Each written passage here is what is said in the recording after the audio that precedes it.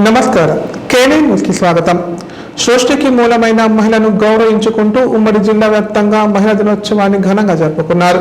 కుటుంబానికి కంటికి రెప్పలా కాపాడే స్త్రీమూర్తిని తలుచుకుంటూ వివిధ కార్యక్రమాలు నిర్వహించారు. వివిధ రంగాల్లో సేవలందించిన పడుతులను సన్మానించుకున్నారు. మహిళా సాధికారతతోనే సమాజం పురోగమిస్తోందని వక్తలు ఆకాంక్షించారు. ఉమ్మడి జిల్లా వ్యాప్తంగా అంతర్జాతీయ మహిళా దినోత్సవాన్ని ఘనంగా నిర్వహిస్తున్నారు. పలుచోట్ల 2K రన్ తదితర ప్రత్యేక కార్యక్రమాలు నిర్వహిస్తూ స్త్రీ ప్రాముఖ్యాన్ని తెలుపుతున్నారు. కుటుంబాభివృద్ధిలో మహిళా పాత్ర ఎంతో కీలకమైందని, త్యాగపూరితమైందని కొనియాడారు. సమాజంలో పురుషుడితో సమానంగా మహిళలందరూ అన్ని రంగాల్లో రాణిస్తున్నారని హర్షం వ్యక్తం చేశారు. వివిధ రంగాల్లో ప్రతిభ కనబరుస్తున్న మహిళలను ఘనంగా సన్మానించారు. అనంతరం కేక్ కట్ చేసి మహిళా దినోత్సవ శుభాకాంక్షలు తెలియజేశారు.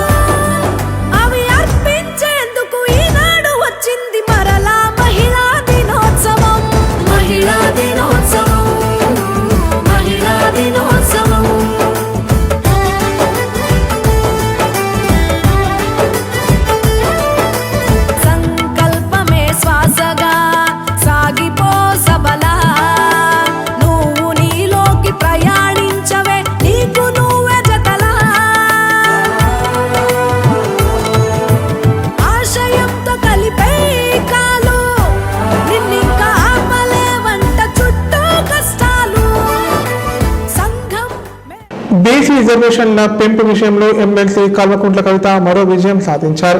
తన రాజకీయ చతురత, వ్యూహాత్మక అడుగులతో బీసీ రిజర్వేషన్ల పెంపుకు ప్రభుత్వం వేర్వేరు బిల్లులు తీసుకొచ్చేలా ఒత్తిడి తెచ్చారు. కాగా జనాభా తమాషా ప్రకారం బీసీల రిజర్వేషన్లు కల్పించడానికి డిమాండ్ చేస్తూ ఏడాదిగా జాగృతి ఆధ్వర్యంలో ఎమ్మెల్సీ కవిత ఉద్యమిస్తున్న సంగతి తెలిసిందే. కామారెడ్డి బీసీ డిక్లరేషన్ భాగంగా స్థానిక సంస్థల్లో బీసీలకు 42% రిజర్వేషన్లు కల్పిస్తామని కాంగ్రెస్ పార్టీ హామీ ఇచ్చిన నేపథ్యంలో దాన్ని అమలు చేయాలన్న డిమాండ్తో ఎమ్మెల్సీ కల్వకుంట్ల కవిత రాష్ట్ర వ్యాప్తంగా విస్తృతంగా పర్యటన చేపట్టి వివిధ రూపాల్లో ఉద్యమాలు చేపట్టారు. అయితే స్థానిక సంస్థలతో పాటు విద్య, ఉపాధి రంగాల్లోనూ రిజర్వేషన్లు 42% పెంచడమే కాకుండా అందుకు వేర్వేరు బిల్లులు ఆమోదించాలని ఎమ్మెల్సీ కవిత తొలి నుంచి డిమాండ్ చేస్తున్నారు. ఈ 3 రంగాలకు కలిపి ఒకే బిల్లు పెడితే న్యాయపరమైన చిక్కులు వచ్చి మొదటికి మోసం వస్తుందని తొలి నుంచి కవిత వాదిస్తూ వస్తున్నారు.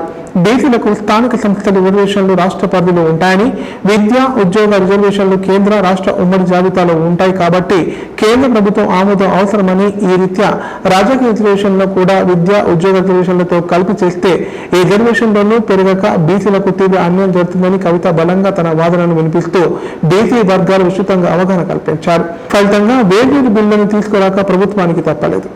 ఒకటే బిల్లు 42% పెట్టి దాన్ని కేంద్ర ప్రభుత్వానికి పంపించి చేతులు దులుపుకుంటామంటున్నారు. కానీ ఎన్నికలలో అట్లా చెప్పలే. 42% ఇస్తాం రిజర్వేషన్ అని చెప్పారు. ఇవాళ మేము ప్రపోజ్ చేసేది తెలంగాణ జాగృతి నుండి ఏంటంటే మీరు 1 కాదు 3 బిల్లులు పెట్టాలి. ఎందుకోసం 3 బిల్లులు పెట్టాలి? మీరు 46% బీసీలు ఉన్నారని చెప్పారు. మరి 46% బీసీ ఆడబిడ్డలైనా మగబిడ్డలైనా చదువుకోవడానికి విద్యలో 46% రిజర్వేషన్లతోనే ఒక బిల్లు పెట్టాలి. రెండవది 46% మరి ఈ పిల్లలందరూ కూడా ఉద్యోగాలకు అప్లై చేస్తూ ఉంటారు కాబట్టి ఉద్యోగాలలో 46% రిజర్వేషన్తో ఇంకొక బిల్లు పెట్టాలి. పొలిటికల్గా వాస్తవానికైతే మీరు తప్పు లెక్కలు చేసినప్పటికీ వచ్చిన 46% పొలిటికల్ పెట్టాలి రిజర్వేషన్, కానీ మీరు 42 అని ఎన్నికలలో చెప్పిండ్రు. కనీసం 42%తోనన్నా మీరు పొలిటికల్ రిజర్వేషన్ కోసం 3వ బిల్లు పెట్టాలి. ఎందుకు 3 సపరేట్ బిల్లులు పెట్టమని డిమాండ్ చేస్తూ ఉన్నామంటే, మీరు ఈ బిల్లులన్నీ అన్ని అంశాలు ఒకటే బిల్లులో పెట్టి కేంద్రం మీద తోసేసి చేతులు దులుపుకుంటే మీరు కేవలం మభ్యపెట్టినట్టు అయితే తప్పితే ఆ వాస్తవమైనటువంటి బెనిఫిట్ బీసీ బిడ్డలకు దక్కదు. నిజంగానే బీసీలు 46% కన్నా ఎక్కువ ఉన్నారు, 52% ఉన్నారని చెప్పి ఎప్పుడో కేసీఆర్ గారు చేసిన సర్వేలో తేలింది. కానీ మీరు అది కాకుండా తప్పు లెక్కలు చేసి 46 అన్నారు. మరి 46% ఉంటే 46% మందికి విద్యలో అయితే రిజర్వేషన్ ఉండాలి కదా. ఈ విషయం స్టూడెంట్స్ అందరూ కూడా బాగా ఆలోచించాలి. ఇవాళ బీసీ స్టూడెంట్స్ అందరూ కూడా సీరియస్గా ఈ అంశాన్ని తీసుకొని సపరేట్ బిల్ ఎడ్యుకేషన్ కోసం పెట్టాలనేటటువంటిది మనం ఖచ్చితంగా డిమాండ్ చేయాలి. రెండవది, ఎంప్లాయ్మెంట్ కోసం చూసేటటువంటి పిల్లలు, మరి నిజంగానే మన జనాభా 46% ఉంటే ఎందుకు 42% ఇస్తారు? 46 ఉంటే 46 ఇవ్వాలని ఎంప్లాయ్మెంట్లో సపరేట్గా పెట్టాలని డిమాండ్ చేయాలి. ఇక మూడవది, పొలిటికల్ రిజర్వేషన్ కాంగ్రెస్ పార్టీ చెప్పినట్టుగా 42% ఇవ్వాల్సినటువంటి అవసరం ఉంది. అయితే ఇందులో కూడా ఒకటే, మీరు ఇవాళ బిల్లు పెట్టి ఇమీడియట్గా నెక్స్ట్ డే నోటిఫికేషన్ ఇచ్చి మీరు ముందుకెళ్ళినట్టయితే ఎన్నికలలో అది సాధ్యపడుతుంది. కానీ మీరు ఇవాళ బిల్లు పెట్టి వీళ్ళు కోర్టుకు వెళ్ళేటటువంటి అవకాశాలు ఇచ్చి ఆ చేతులు తులుపుకునే ప్రయత్నం చేస్తున్నారని నిర్దుష్టమైనటువంటి సమాచారం మా దగ్గర వస్తున్నది. కాబట్టి అలా కాకుండా మీరు పెట్టేటటువంటి బిల్లు సరిగ్గా తేలేటట్టుగా, మీరు పెట్టేటటువంటి బిల్లు బీసీలకు బెనిఫిట్ ఇచ్చేటట్టుగా, అన్ని కోర్టు పరీక్షలు పాస్ అయ్యేటట్టుగా, కేంద్ర ప్రభుత్వం మీద ఒత్తిడి తీసుకొచ్చే విధంగా, బెనిఫిట్ వచ్చే విధంగా ఉండాలని చెప్పి మేము డిమాండ్ చేస్తూ ఉన్నాం. తెలంగాణ తిరుమల దేవస్థానం 10వ వార్షికోత్సవ వేడుకలు అంగరంగ వైభవంగా నిర్వహిస్తున్నారు. ఈ ఉత్సవాలలో బాన్స్వాడ ఎమ్మెల్యే పోచారం శ్రీనివాసరెడ్డి ముఖ్య అతిథిగా హాజరయ్యారు. వేద పండితుల ఆధ్వర్యంలో వెంకటేశ్వర స్వామికి ప్రత్యేక పూజలు చేసి మొక్కులు చెల్లించుకున్నారు. కామారెడ్డి జిల్లా బేర్కు మండలం తిమ్మాపూర్ గ్రామ పరిధిలోని శ్రీ లక్ష్మీ గోదా సమేత శ్రీ వెంకటేశ్వర స్వామి ఆలయ బ్రహ్మోత్సవాలు అత్యంత వైభవంగా నిర్వహిస్తున్నారు. వేద పండితుల మంత్రోచ్చరణల మధ్య స్వామివారికి అర్చనలు, అభిషేకాలు, అంకురార్పణ, పల్లకి సేవ తదితర ప్రత్యేక పూజా కార్యక్రమాలు చేపట్టారు. అనంతరం స్వామివారి కళ్యాణం కళ్ళ పండలా జరిపించారు. ఈ ఉత్సవాలలో ఎమ్మెల్యే పోచారం శ్రీనివాసరెడ్డి ముఖ్య అతిథిగా హాజరయ్యారు. సందర్భంగా పోచారం మాట్లాడుతూ ప్రతి సంవత్సరం లాగే ఈ సంవత్సరం కూడా బ్రహ్మోత్సవాలు చాలా ఘనంగా నిర్వహిస్తున్నామన్నారు. 5 రోజుల పాటు ప్రతిరోజు యజ్ఞం, హోమం, ఊరేగింపు కార్యక్రమాలు ఉంటాయని చెప్పారు. ఈ ఆలయం పవిత్ర క్షేత్రంగా తీర్చిదిద్దుకుంది. భక్తులు కోరుకున్న ప్రతి కోరికలు నెరవేరుతాయన్నారు. సంతానం లేని వారికి ఇక్కడ కోరుకుంటే సంతానం కలుగుతుందని చెప్పారు. అంతకుముందు వార వీధులలో అశ్వవాహనంపై స్వామివారి ఊరేగింపు నిర్వహించారు.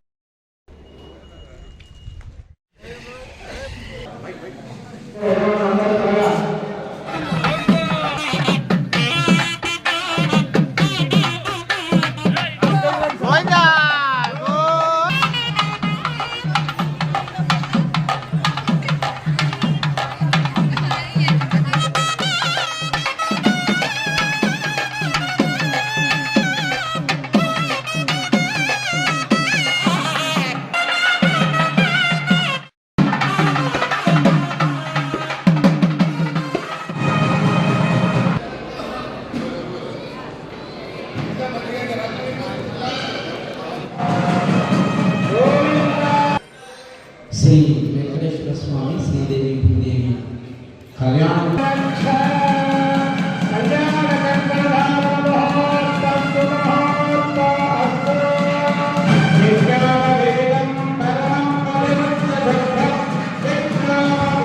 కామారెడ్డి జిల్లాలో కలెక్టర్ ఆశీష్ సంగ్మాన్ పర్యటించారు. ఇందులో భాగంగా బీబీగూడలోని జెడ్పీహెచ్ఎస్ పాఠశాలను సందర్శించారు. పాఠశాలలో అందిస్తున్న సౌకర్యాలపై విద్యార్థులను అడిగి తెలుసుకున్నారు. 10వ తరగతి పరీక్షల్లో 100% ఉత్తీర్ణత రావాలని అధికారులను ఆదేశించారు. శుక్రవారం కామారెడ్డి జిల్లా బీబీపేటలోని తిమ్మయ్య గారి నారాయణ రెడ్డి సుశీల జెడ్పీహెచ్ఎస్ పాఠశాలను కలెక్టర్ ఆశీష్ సంగ్మాన్ సందర్శించారు.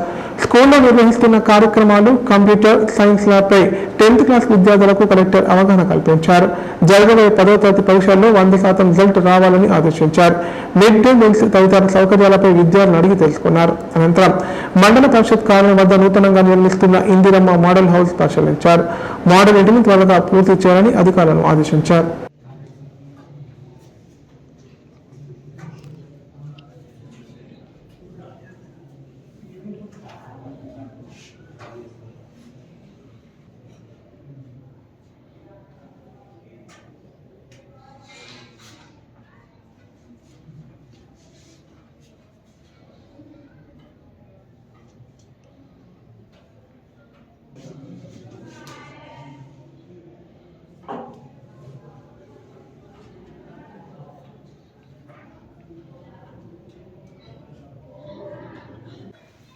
ఇప్పుడు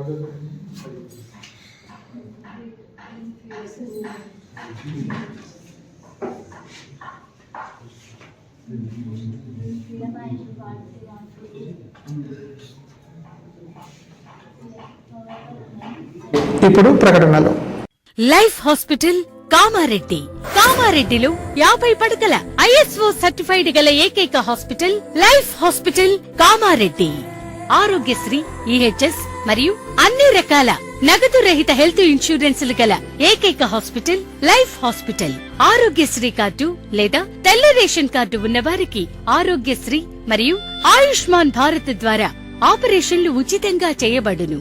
కామారెడ్డిలో కార్పొరేట్ స్థాయి ఖరీదైన వైద్యాన్ని ప్రతి పేద మధ్యతరగతి వారికి అతి తక్కువ ఖర్చుతో వైద్యం చేయబడును. నిజామాబాద్, హైదరాబాద్ వెళ్లవలసిన అవసరం లేకుండా అనుభవజ్ఞులైన వైద్య బృందంచే క్లిష్టమైన ఎముకల ఆపరేషన్లు, ఆర్థోస్కోపిక్, కీహోల్ సర్జరీలు, జాయింట్ రీప్లేస్మెంట్, మోకాళ్ల మార్పిడి, వెన్నుపూస ఆపరేషన్లు మరియు 4 గంటలు అత్యవసర వైద్య సేవలు అందించబడును. మా సదుపాయాలు: అత్యాధునిక operation theatre, laminar OT, ICU, x ray, physiotherapy, DEXA scan, pharmacy సౌకర్యాలు కలవు. రాష్ట్ర ప్రభుత్వ ఉద్యోగులకు ఫీజు రీయింబర్స్మెంట్ సౌకర్యం కలదు. సంప్రదించండి లైఫ్ హాస్పిటల్.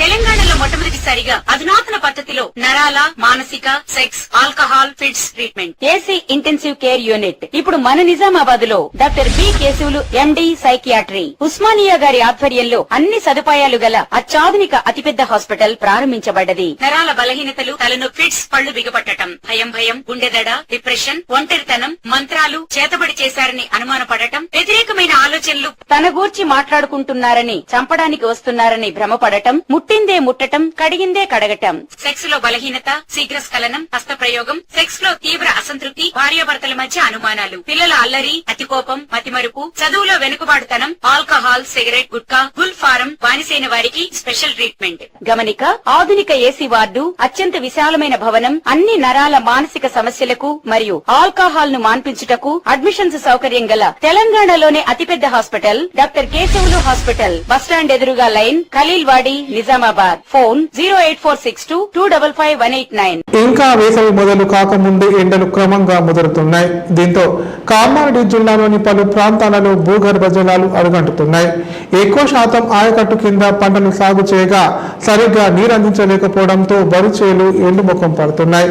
ఆరుగాలం పడిన శ్రమంతా వృధా అవుతుండడంతో రైతులు ఆవేదన వ్యక్తం చేస్తున్నారు.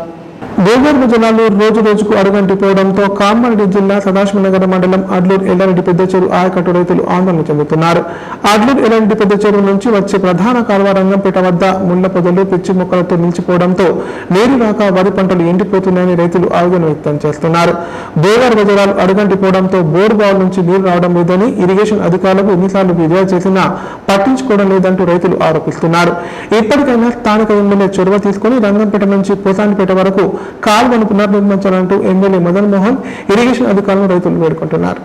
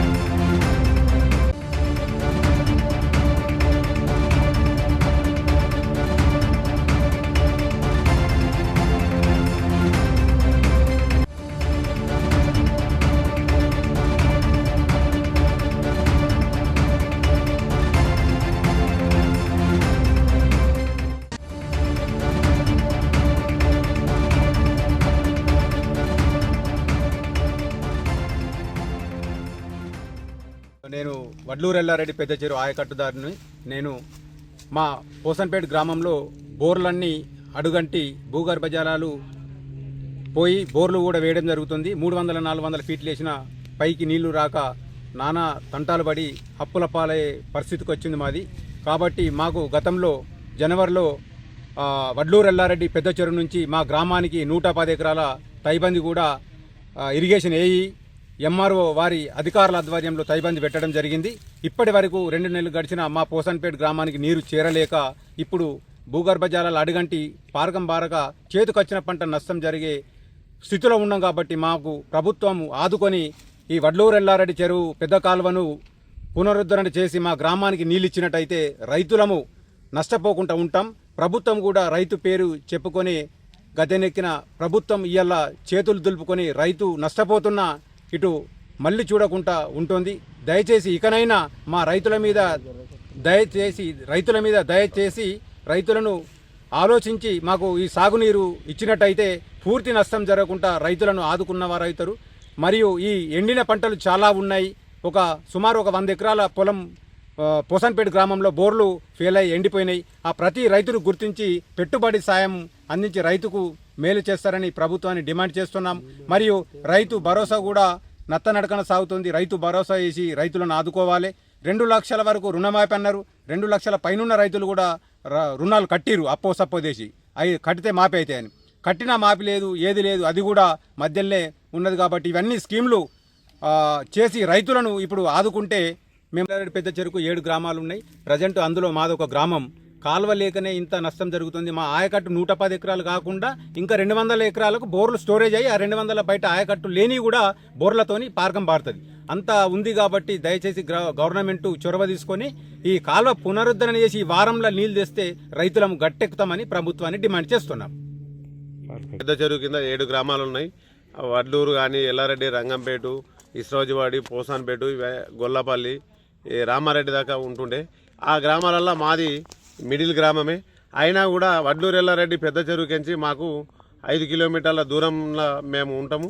మాకు ప్రతి సంవత్సరం గత కేసీఆర్ హయాంలో ప్రతి సంవత్సరం మాకు నీళ్ళు వస్తుండే, పుష్కలంగా పంటలు పండుతుండే. ఈ ఏరియా గ్రౌండ్ వాటర్ స్టోరేజ్ కూడా బాగానే ఉంటుండే. ఏ బోర్లు కూడా ఎత్తిపోకుండా మంచిగానే వాటర్ సప్లై ఉంటుండే. ఇప్పుడు ఈ గవర్నమెంట్ వచ్చిన తర్వాత ఇక్కడ ఉన్న ప్రజాప్రతినిధులు కానీ, అధికారులు కానీ ఎవరు కానీ పట్టించుకోవడం లేదు. తైబందిలో మాత్రం చూపించారు. 110 ఎకరాలు పోసాన్పేట విలేజ్ ఇది కూడా పార్కం ఇస్తామని చెప్తే రైతులు వాళ్ళు పెట్టిన తైబంది ప్రకారంగా అందరం మేము పంటలు పెట్టడం జరిగింది.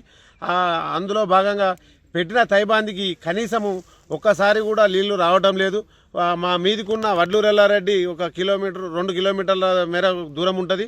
వాళ్ళ మట్టుకే వస్తున్నాయి కానీ మాకు నీళ్ళు రావడం లేదు. మేము ఈ విషయాన్ని అధికారుల దృష్టికి తీసుకెళ్లడం జరిగింది.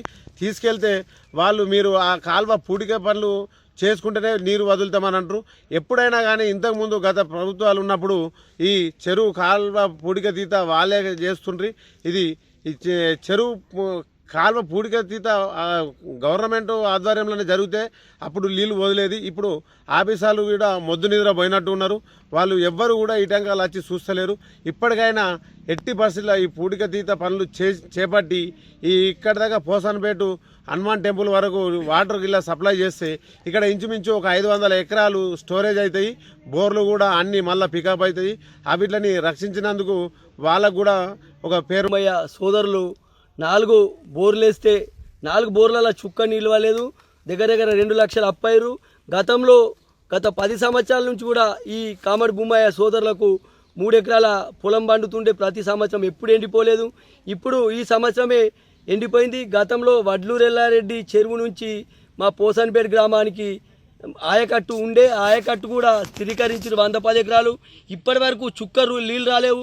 నీళ్లు రాకపోతే ఈ భూగర్భ జలాలు తగ్గిపోయి మా భూమయ్య లాంటి రైతుల చేళ్ళు చాలామంది ఎండిపోయినాయి. ఇలా గొర్రెలు బర్రెలు కూడా మేపుతున్నారు రైతులు. కాబట్టి గత 10 సంవత్సరాల నుంచి ఎప్పుడు కూడా ఇటువంటి పరిస్థితి రాలేదు.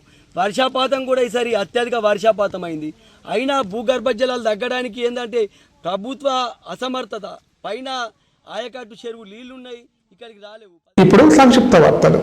కామారెడ్డి జిల్లా బాన్స్వాడ ఆర్డబ్ల్యూఎస్ ఇంట్రా శాఖ ఏఈ కోటింకులు పురుగుల మందు కలిపి సేవించి ఆత్మహత్య యత్నానికి పాల్పడ్డాడు. పని ఒత్తిడి వలనే తాను ఆత్మహత్య యత్నం చేసినట్లు ఏఈ శ్రీకాంత్ తెలిపారు. 5 సంవత్సరాల క్రితం హైదరాబాద్ నుండి బాన్స్వాడకు డిప్రెషన్ పై వచ్చాడు. ప్రస్తుతం ఐసీయూలో చికిత్స పొందుతున్నాడు. కాగా అతడి ఆరోగ్యం నిలకడగా ఉన్నట్లు వైద్యులు తెలిపారు.